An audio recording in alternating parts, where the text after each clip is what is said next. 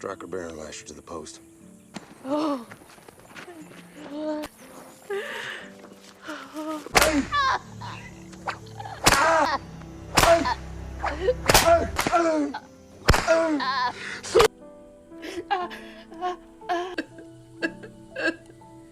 Un homme noir libre, vivant paisiblement avec sa famille à New York, est drogué, kidnappé et vendu comme esclave. Pendant 12 ans, il subit des cruautés inimaginables, tout en essayant désespérément de prouver qui il est réellement et de rentrer chez lui. Reverra-t-il un jour sa famille ? Comment un homme peut-il survivre lorsque son humanité même lui est refusée ? Et que deviennent ceux qu'il a laissés derrière lui dans ce cauchemar ? Découvrons toute l'histoire. Tout a commencé à une époque où les êtres humains étaient traités à peine mieux que des animaux. Solomon Northup était un homme afro-américain libre, vivant paisiblement à New York avec sa femme et ses 2 enfants. C'était un musicien talentueux et respecté dans sa communauté, gagnant sa vie en jouant du violon. Un jour, un ami le présenta à 2 hommes blancs nommés Brown et Hamilton qui lui proposèrent un travail pour jouer de la musique à Washington, D.C. Nous pouvons vous donner $1 pour chaque journée de travail et $3 pour chaque soirée où vous jouerez lors de nos spectacles.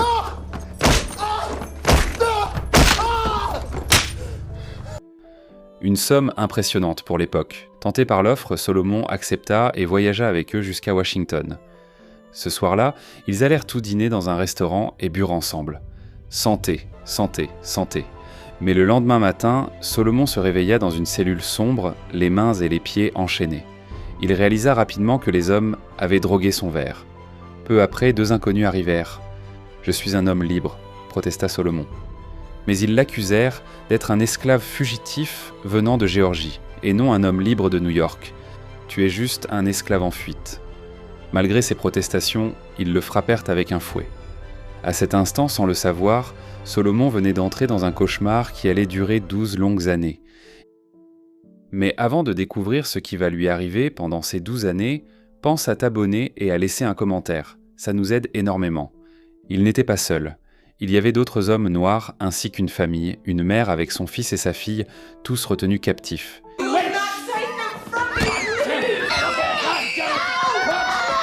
Ils furent tous chargés sur un navire pour être transportés ailleurs. Cette nuit-là, pendant que tout le monde dormait, un homme blanc entra dans leur cabine et força la femme à venir avec lui. Impuissante et terrifiée pour ses enfants, elle n'avait pas le choix. Lorsqu'un autre homme tenta de l'en empêcher, l'homme blanc le poignarda à mort. Au matin, le corps de cet homme fut jeté dans l'océan. Car dans ce monde cruel, la vie d'un esclave ne valait rien. Après être descendus du bateau, tous les captifs furent alignés pendant que leurs noms étaient appelés un par un. Chaque personne se levait lorsque son nom était prononcé. Mais lorsque le nom Platt fut appelé, personne ne répondit. L'homme qui appelait les noms s'approcha alors de Solomon et lui demanda pourquoi il ne s'était pas levé. « Mon nom n'est pas Platt, mon nom... » Solomon se tut. Ils furent ensuite emmenés dans une maison remplie d'autres esclaves. C'était comme une salle d'exposition. Sauf qu'au lieu de vêtements ou de chaussures, ce sont des êtres humains qui étaient vendus. On les força à se déshabiller complètement, hommes et femmes confondus. Les enchères commencèrent. Un homme nommé Ford acheta Solomon. Il acheta également une femme qui avait 2 enfants. Elle le supplia d'acheter aussi ses enfants, promettant de le servir toute sa vie.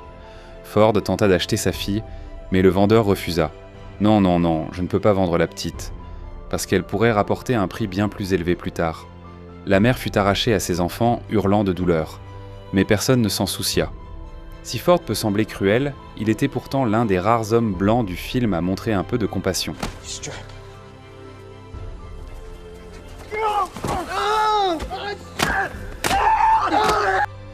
Désormais, le nom de Solomon fut changé en Platt. Personne ne connaissait sa véritable identité. Un autre esclave lui conseilla de ne jamais révéler qu'il était un homme libre, ni qu'il savait lire et écrire, sous peine d'être tué. À cet instant, Solomon comprend qu'il doit enterrer son identité pour survivre. Ici, leur travail quotidien consistait à couper des arbres, transformer le bois et effectuer d'autres tâches extrêmement pénibles. Bien que Solomon soit intelligent et instruit, il essayait de le cacher, mais cela se voyait naturellement dans sa manière d'être. Parce que Ford était relativement bienveillant, Solomon espérait gagner sa confiance et, avec son aide, trouver un moyen de s'échapper et de retrouver sa famille. Dans la plantation, les travailleurs utilisaient souvent des moyens de transport pour déplacer le bois. Un jour, Solomon suggéra qu'il pourrait utiliser la voie d'eau pour transporter le bois sur de longues distances. Cela permettrait d'économiser de l'argent et des efforts. « Tu es ingénieur ou quoi ?» Un homme affirma alors que cela ne fonctionnerait pas. L'eau était trop peu profonde et le bois coulerait. Mais Solomon insista. L'eau faisait entre 3 et 4 mètres de profondeur et le transport était possible. Ford, le propriétaire de la plantation, demanda alors à Solomon de le prouver en formant une équipe.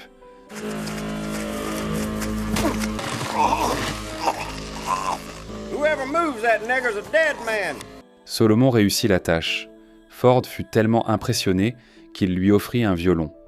Mais ce succès rendit le contremaître furieux. Non pas parce que Solomon avait fait quelque chose de mal, mais parce qu'il avait fait quelque chose de bien. Plus tard, lorsque Solomon construisit une structure en bois, le contremaître affirma qu'elle était pleine de défauts. S'il y a un problème, c'est dans les instructions. Ces paroles firent exploser le contremaître de rage. Il retira sa ceinture et ordonna à Solomon d'enlever sa chemise. Un autre surveillant arriva alors et interrompit la confrontation. Lorsqu'il demanda ce qui s'était passé, Solomon mentit, disant que l'homme voulait le punir à cause d'un outil qu'il avait utilisé. Le surveillant lui ordonna de rester sur place et partit avec l'autre homme. Mais peu après, 3 hommes revinrent, dont le contremaître que Solomon avait frappé. Ils attachèrent à ses mains et ses pieds, passèrent une corde autour de son cou et le pendirent à un arbre. Solomon luttait pour respirer, à peine capable de survivre. Juste à temps, le même surveillant qui l'avait auparavant sauvé revint avec une arme et ordonna aux hommes de reculer. William Ford détient l'hypothèque sur Platt. Si vous le pendez, il perdra son argent. Vous n'avez aucun droit sur sa vie. Il ne s'agissait pas de Solomon en tant qu'homme, il s'agissait d'un esclave qui représentait une propriété coûteuse. Les hommes finirent par partir, mais avant de s'éloigner, le contremaître se pencha vers Solomon et lui murmura « Je n'oublierai pas ça ». À cet instant, une vérité terrible devient claire. La vie de Solomon n'a de valeur que comme propriété, pas comme être humain. Même après que Solomon ait failli être lynché, l'homme qui l'avait sauvé ne le détacha pas. Il resta suspendu à l'arbre pendant des heures, les mains et les pieds attachés, la corde serrée autour du cou, survivant à peine en se tenant sur la pointe des pieds. Des gens passaient à côté de lui, vaquant à leurs occupations comme si de rien n'était. Car pour eux, sa vie n'avait aucune valeur.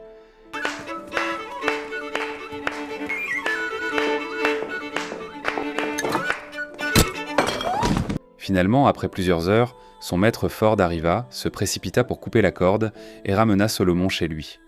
Ford lui dit « Ce contremaître ne s'arrêtera pas maintenant, il va te tuer. Tu n'es plus en sécurité ici. » Ford révéla alors qu'il avait vendu Solomon pour lui sauver la vie. Solomon le supplia « J'étais un homme libre avant d'arriver ici. S'il vous plaît, renvoyez-moi chez moi. » Mais Ford répondit qu'il ne pouvait pas l'aider. Il était lui-même endetté et n'avait même pas le pouvoir de se sauver lui-même. La seule chose qu'il pouvait faire était de garder Solomon en vie en l'envoyant ailleurs. Solomon fut alors transféré dans une nouvelle plantation où le travail consistait à cueillir du coton. Mais son nouveau maître, Edwin Epps, était brutal. Chaque soir, les esclaves étaient pesés. Quiconque cueillait moins de 100 livres de coton était fouetté. Il y avait une femme nommée Patsy qui cueillait jusqu'à 250 livres par jour, plus que tout le monde.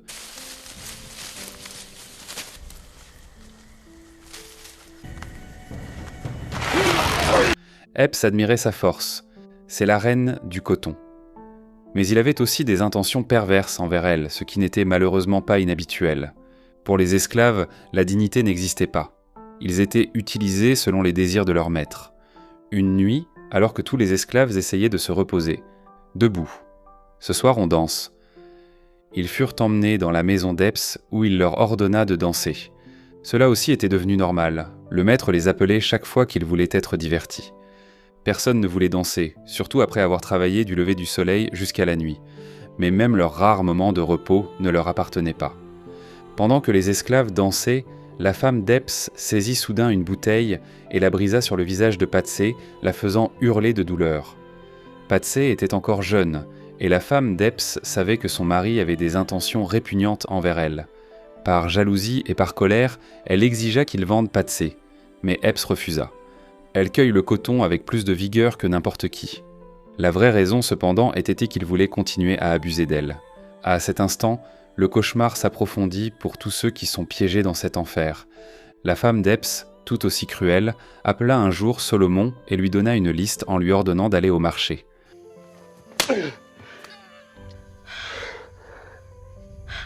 Avant de le laisser partir, elle lui demanda s'il savait lire ou écrire. Solomon mentit et répondit que non. Elle répliqua sèchement « Tu n'en as pas besoin. Tu es ici pour être esclave. Essaye autre chose et tu seras fouetté. » Sur le chemin du marché, épuisé par la misère, Solomon pensa à s'enfuir. Il se dirigea vers la forêt et commença à courir. Mais peu de temps après, il aperçut des hommes blancs qui pendaient des esclaves aux arbres. Ils l'arrêtèrent et lui demandèrent où il allait et à qui il appartenait. Solomon répondit qu'il se rendait au marché et qu'il appartenait à Epps.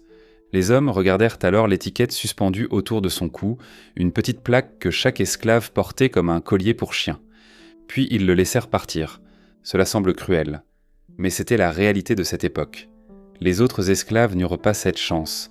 Ils furent pendus sans aucune pitié. Comprenant ce qui aurait pu lui arriver, Solomon alla directement au marché, acheta les provisions et retourna auprès de la femme d'Epps. Il voulait rester en vie, car la seule chose qui lui donnait la force de continuer était l'espoir de revoir un jour sa famille. Les années passèrent. La vie sous l'esclavage continuait, jour après jour, souffrance, abus et cruauté. Patsy était désormais violée chaque nuit par le maître Epps, et elle ne pouvait rien faire pour l'empêcher. Une nuit, elle s'approcha de Solomon, lui donna une bague volée à la maîtresse et dit « Garde ça, mais j'ai besoin d'une faveur en échange. » Lorsque Solomon demanda ce qu'elle voulait dire, Patsy le supplia de la tuer. Elle lui demanda de l'emmener dans les champs et de la maintenir sous l'eau jusqu'à ce qu'elle cesse de respirer. « Je ne ferai jamais une chose pareille, » répondit Solomon. Elle insista. « Si je ne peux pas acheter ma mort, alors donne-la-moi comme un cadeau. » Solomon fut bouleversé. Il répondit « Je ne peux pas faire ça. » Mais Patsy le supplia encore. Elle disait qu'elle n'avait plus rien pour quoi vivre. Plus d'avenir, plus d'espoir. Elle ne pouvait plus supporter cette vie. Malgré tout, Solomon refusa. Patsy s'éloigna alors en silence. À cet instant, l'espoir ressemble à une illusion cruelle dans un monde rempli de souffrances sans fin. Pendant ce temps, pendant 2 années consécutives, la récolte de coton échoua et Epps subit de lourdes pertes financières. Par désespoir, il envoya tous ses esclaves travailler dans une plantation de canne à sucre appartenant à un juge. Là-bas, Solomon eut l'occasion de jouer du violon lors d'un mariage et gagna un peu d'argent. Après quelque temps, les esclaves furent renvoyés à la plantation d'Epps, où la même routine brutale recommença. Quiconque cueillait moins de 100 livres de coton était fouetté. Solomon échouait souvent à atteindre ce quota, et il était donc battu régulièrement. C'est à cette époque qu'un nouvel ouvrier arriva. Ce n'était pas un homme noir, mais un homme blanc pauvre venu travailler pour de l'argent. Pourtant, même ici, la discrimination existait. Quand un esclave noir ne cueillait pas les 100 livres exigés, il était immédiatement fouetté devant tout le monde. Mais lorsque l'homme blanc ne cueillit que 29 livres, personne ne leva la main sur lui. Je suis sûr qu'il deviendra un bon cueilleur avec le temps. Comme cet homme travaillait aux côtés des esclaves, il finit par se lier d'amitié avec eux. Un jour, Solomon s'approcha de lui et lui demanda de l'aide. Il expliqua qu'il voulait écrire une lettre et avait besoin que quelqu'un l'envoie par la poste. En échange, Solomon proposa l'argent qu'il avait gagné en jouant du violon au mariage. L'homme blanc accepta, prit l'argent et dit à Solomon de lui donner la lettre dans 2 jours. C'était un plan extrêmement dangereux. Si leur maître découvrait la vérité, ils pourraient tous les deux être tués. Mais Solomon était désespéré. Quelques nuits plus tard, Epps s'approcha de lui ivre, un couteau à la main. Il dit « J'ai entendu dire qu'un de mes esclaves sait lire et écrire. » Solomon resta calme et demanda ce qu'il voulait dire. Epps l'accusa d'avoir essayé de donner une lettre à quelqu'un. Solomon nia tout, affirmant que l'homme mentait parce qu'il voulait devenir contremaître et inventer des histoires pour gagner les faveurs du maître. Epps crut à cette explication. « Je l'aurais tué, mais c'est l'un des nôtres. » Puis il s'éloigna. Après son départ, Solomon brûla silencieusement la lettre qu'il avait écrite avec tant d'espoir. Sa seule chance de rejoindre sa famille. Sa seule chance de prouver qu'il était un homme libre. Alors que le papier se transformait en cendres, ses rêves et le dernier espoir auquel il s'accrochait disparaissaient avec lui. À cet instant, l'esprit de Solomon est brisé, d'une manière qu'aucun fouet n'aurait pu accomplir. Au lieu de cela, Solomon retourna à la même vie brutale, battu, humilié et privé de toute dignité. Et maintenant, il ne pouvait même plus faire confiance à qui que ce soit. Le temps continua de passer. Un jour, Patsy disparut soudainement. Epps paniqua. pensant qu'elle s'était enfuie et il la chercha partout. Mais après un moment, elle revint. Cela le rendit encore plus en colère et suspicieux. Il lui demanda où elle était allée. Elle répondit qu'elle était simplement dans les champs. Mais Epps ne la crut pas et commença à la battre. Solomon tenta d'intervenir et Epps le frappa lui aussi. C'est alors que Patsy finit par avouer la vérité. Elle était allée dans la plantation voisine de Maître Chaud parce qu'elle n'avait pas de savon pour se laver. Je sens tellement mauvais que ça me rend malade. Mais la colère d'Epps ne se calma pas. Il attacha Patsy à un arbre, lui arracha ses vêtements, puis tendit un fouet à Solomon. « Fouette-la. Donne-lui tout ce que tu as. » Solomon ne voulait pas, mais il n'avait pas le choix. Il commença à la fouetter doucement. Cela rendit Epps encore plus furieux. Il pointa un pistolet sur la tête de Solomon et hurla « Frappe-la jusqu'à ce qu'elle saigne, ou je vous tue tous. » Forcé d'obéir, Solomon fouetta Patsy jusqu'à ce que son dos soit à vif et couvert de sang. Puis Epps arracha le fouet des mains de Solomon et la battit lui-même avec une violence telle qu'elle finit par s'effondrer inconsciente, son corps trempé de sang. Cette cruauté brisa complètement l'esprit de Solomon. Cette nuit-là, le cœur brisé et sans espoir, il détruisit son violon, la seule chose de sa vie qui lui donnait encore un sens. À cette époque, un nouvel ouvrier blanc arriva, nommé Bass. Il n'était pas un esclave. Il travaillait simplement contre un salaire. Bass était un homme juste et bienveillant. Un jour, alors qu'il travaillait sous le soleil avec les esclaves, Epps lui proposa de l'alcool pour se rafraîchir. Bass refusa poliment. Epps sentit immédiatement quelque chose de différent chez lui, quelque chose qui le mettait mal à l'aise. Alors Epps le regarda et dit « Si tu as quelque chose à dire, parle. » Bass répondit calmement « Tu vois la sueur et la fatigue sur mon visage, mais tu ignores la souffrance des esclaves qui travaillent pour toi depuis des années. » Epps répliqua « Ce ne sont pas des employés, ce sont ma propriété. » Bass répondit « Imagine simplement qu'un jour les rôles s'inversent, et que tu deviennes l'esclave de quelqu'un. Comment te sentirais-tu » Epps éclata de rire. « Ça n'arrivera jamais. » Mais Bass insista. « Je te demande seulement d'y réfléchir. » Solomon observa cette conversation en silence, et il comprit que Bass était un homme bon. À cet instant, une fragile graine d'espoir commence à renaître.